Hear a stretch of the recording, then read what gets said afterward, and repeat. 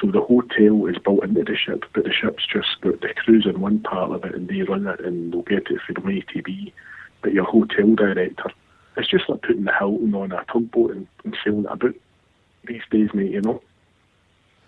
I've never fancied it. Saying that, my auntie went on one of the, my daughter works in, I don't know, some places she gets it quite cheap. Once a year anyway, she's been on these wee different type cruises. And the last one, she got one going down, was it the Danube?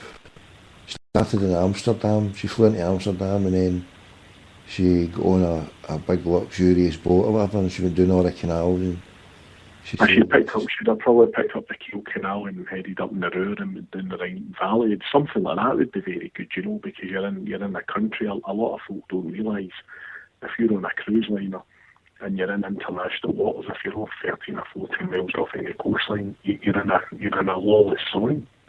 You know, you've seen the programmes about people being murdered or thrown overboard, and because it's happened in international waters, no court will actually want to pick it up, you know. No court will pick it up because it's what, if you're 13 miles off the sea? Yeah, 13 or 14 miles, depends where you are in the world. It's territorial waters. So if you ever see cruise liners, you'll see them at night. They'll always sail for about 7 o'clock or 8 o'clock at night, and they'll get out. Even if they were in green up, they'll sail about 8 p.m. and they'll hit the Irish Sea and hit international waters, or they'll hit into the Atlantic for a couple of hours and come back in, you know. Why is that? So there's tax reasons as well. That's sort of what they're doing. If they've got casinos on board, they can't really open. They need a gaming license for every country they go to. So what they do is they sail the boat, and the casino opens at maybe 40 minutes, or as long as the casino is in international waters by midnight. It's like you're on an airport in the duty free, that sort of idea, you know. Right. So don't get me wrong, some of the cruises are fantastic you get, but some of them you're like, oof, no, I wouldn't fancy that. But wouldn't be my preferred choice of holiday, mate, you know, like a bit of, you know, I've got mates who used to work with us, and they flew out, they had a week in Key West, and then they picked up a cruise there and went round the Gulf of Mexico and hit a few Caribbean islands and went back. But as I said to you before, somebody like you be as cynical as me, is all these little Caribbean islands now, all they do is they fence in a duty-free zone, and they'll run little boats and they'll take you into this wee zone. It would be like going to Glasgow, and they'll land you in, say, maybe the Glasgow Harbour area, and they'll have a Hard Rock Cafe there, they'll have Ali Davison shop, they'll have your duty-free perfume, and then you'll sail again 5 hours later. But you've been to Glasgow, but technically you've no, if you know what I mean. They'll just give you the whole garden part. Aye. So it depends on your holiday, mate, you know what I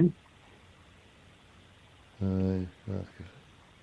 Anyway, so what are we talking about then? We're talking about, where the fuck we going with this? We get rats and ships, we get boats. We want to keep going that way, fuck it. I don't want to talk about football, unless you want to talk about football. Oh, can't be asked for that, mate. No, keep it fucking trollless, you know what I mean? You talk football and you get somebody in your fucking timeline starting to beat the drum, mate. You know, if you talk about fucking rats and fucking the doors, maybe they can touch you, mate, you know what I mean?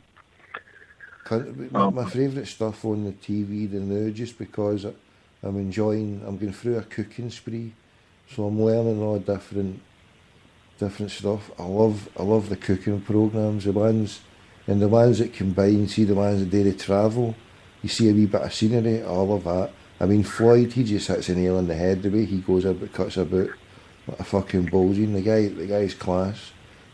What's your favourite for doing it? He was a visionary ahead of his time. Keith Floyd, you know, he probably had Alan Wicker travelling the world. You know, that was probably the inspiration, and wherever I went in the world after it, I remember sitting, you know, fucking council flat in Castle saying, fuck me, Alan Wicker was here 10 years ago, I remember watching it. With Keith Floyd, as you say, he always went local. And the thing I liked about him is he wasn't one. I know he was quite highly educated, he was a Tory, etc., but he was always standing with a nice big glass of wine in his hand, wasn't he? You know, and you see these wee cooks now. I like Anthony Bourdain, the New York chef. I think he's in that programme, The Taste, over here now. But he was on the travel. travel cooking programme a couple of years ago, and he was in Glasgow as well, and he was in the University Cafe in Byers Road getting a fish supper. You know, and he was having a couple of pints of tenants and all that. So whenever he's went in the world, and I've been lucky, I've sort of parked in a few places he's had an event in the same sort of, but it'd be, let's say he's going to Glasgow and going to the bars for hot peas and vinegar or something, you know, he always goes local, mate, you know, he's brilliant, you know, he's just say it ticks all the boxes. And remember, don't go to your bars for your fish supper, because you just get a counterfeit one. Oh, it'll be a chicken supper. It'll be a chicken supper disguised as a fish, and they'll charge you for the fish. I was in the bars a few months ago actually, and I was surprised how like the indoor stalls of the actual bars, half of them's empty now. That place is. Did you see it? It's close to getting shut down, mate. I mean, I said 2 years ago, and there was nobody kicking about. I mean, the only thing that keeps it going is illegal shit. If there's no illegal shit, nobody wants to go there because it's just all shite. The wee arts centre they've got there is good. The wee indoor arena, obviously there was a Champions League dues there last year. That's a nice wee venue, but as I say, my brother had seen the plans years ago, and the Barras was going to get flattened, you know, including the Barra lands, because that's a rebuild, you know, and that's why the Callan Academy in Bedford Street, you know, Bedford Lane Bingo Hall was converted, and no problem at all, because they wanted to eradicate that back Glasgow. You know, the only building down there that's a listed building is the old Sarri, because that's an old coach house. Apart from that, mate, the lot it can go, you know what I mean? I reckon it'll only be too long, because you've got puritanical Scots, you'll get the head honcho of the whole of Scotland. If he wants that place flattened and closed because it's a fucking crime hotspot, it's gone. It's gone within fucking a few years. Did you see Dino's Italian restaurant in Sauchiehall Street shutting down? What was the reason for that?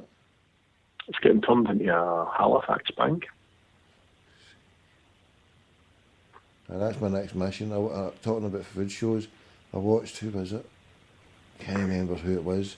I remember texting Shaz, but they were actually in Queens, and they were going through all the shops, and they went, look, you don't have to go anywhere else in the world. He says, New York is by far the best, and he says, and the best of thingy is the Bronx. No, am I saying Queens? I say Queens. He said the Bronx is the best. He says there's food for all over the place. It was fucking wonderful. Big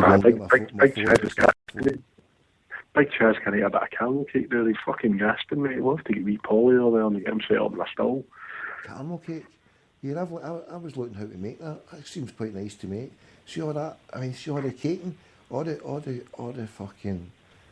All it is just a wee bit of either flour or a wee bit of butter, and then a wee bit of sugar with eggs. I mean, it's fucking... It's a doddle, this cooking and baking shit. My lane's right into it, but fucking... I've started to get into it, and like... It's fucking wonderful, mate. Wonderful. I mean, I always liked cooking, but I wasn't really too much in depth to it now, but now I've got a bit in depth to it. Mould Mirror, God rest her soul, her fucking mince and totties was like organic Artex, Tommy, you know what I mean? You could slap it in the one, paint it white. So, I donned a pair of check trousers at a very young age, mate, and get handy in the kitchen, what can I say?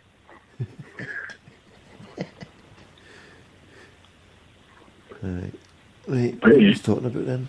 No, I was going to, just before that. No, I was just going to say that. No, I was going to just say that actually, the meeting in Wednesday night. I'm looking forward to seeing.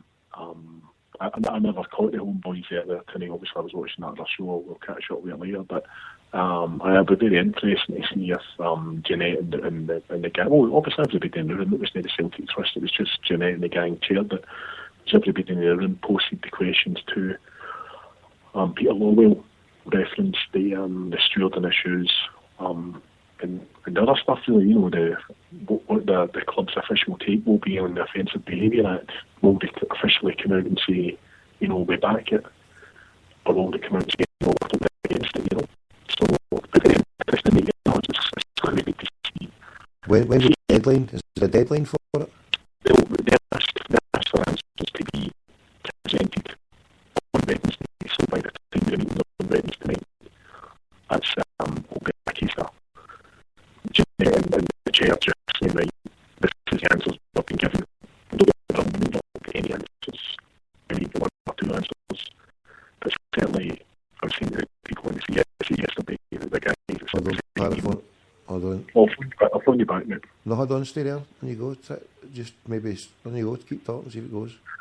No, just obviously the Offensive Behaviour Act, because as Eddie Toner said at the meeting, it'd be a catalyst, because we've heard John Paul say unofficially in the Homeboys that, unofficially Celtic condone it. That's been sort of compromised by the fact that the Tom Minogue's excellent work has highlighted that Celtic were, up to their knees with the Act being formed and provided guidance and expertise for the Scottish Government and the Police Scotland on the route to take. So now if Celtic come out, if Celtic come out on Wednesday and say, do you know what, we actually support the Act, that's fine, I've got an issue with that, and as long as they let folks know, it'll be by that time or maybe Wednesday, we're looking then for 14 weeks till the season ticket money comes out. So if they tell everybody then, listen, we support this, we don't want this at the ground, it gives people the opportunity to say, well, it's not for me, and they move on, or they maybe say, right, well, if that's the game, I'll buy my season ticket and I won't be doing it anymore. Or some people might not go back. So I think it's going to be a black or white. And on the other hand, as Eddie was saying, it could be a catalyst, because if Celtic want to come out and say, whatever's happened in the past, we are now of the mindset that we're against it. We officially oppose the Offensive Behaviour Act. If they do that, it then gives, as Eddie says, it gives the Celtic support an opportunity to put pressure on other teams in Scotland who we visit regularly and take a lot of money up to their various grounds around Scotland by saying, Celtic's come out and said they're against it. Do you? And if they don't, you don't get me wrong, everybody's cup of tea, but there'll be some folks saying, well, we won't be coming to your ground then if you support the Act. And that was the sort of groundswell feeling of the meeting, mate, So there's other also questions. It should be the questions like over the licensing of the stewards at Celtic Park who aren't properly qualified to actually search minors. That should be addressed by Wednesday night. I'm not saying we're going to walk into the 7 or 8 points that were raised in the minutes of the trust. I'm sure everybody's read them. We're not going to get everything answered. But we should be getting something back, mate, And as I say, and if the club decide delaying tactics, or if the club come out and say, well, all the against this, that's absolutely fine, but, they can have my letter the last day of the season saying, well, listen, just take me off the list, It's a dangerous game that they're playing. There's so many disillusioned Celtic fans out there who there's, what do you call it, there's a thing that the first time I heard it when I was working for a cable company, but they all use it now. It was called churn, a combination of change and turn. So if you've got someone churning, the amount of money, as I used to be at the front line of getting people in the door. Now, the salespeople were paid a lot of money because that is the first point of getting a customer. And the amount of money, right, for my wages, for the backup staff, for the install crew and everything, to acquire that customer is fucking huge, right? So every company's got a price, but then to keep that cut person, right, the retention, you've got to have a good retention team, you've got to have a good product. But if that person, or a person that doesn't like you, having been through it all, you've got to fucking bend over backwards to keep them, because you know why? See, when that person walks out the door, the chances of you getting him back are fucking slim to none, because A, he's been with you, he's seen you, and he's went to something else, and the chance of you getting him back is fucking hard. So Celtic, all the customers out there who have been disillusioned and are not filling these seats, they're going to be hard to get back. I think obviously people may say, oh, this is Celtic. This isn't just Celtic. You look at Newcastle on Saturday and, the lad running on the pitch and throwing his season ticket. We look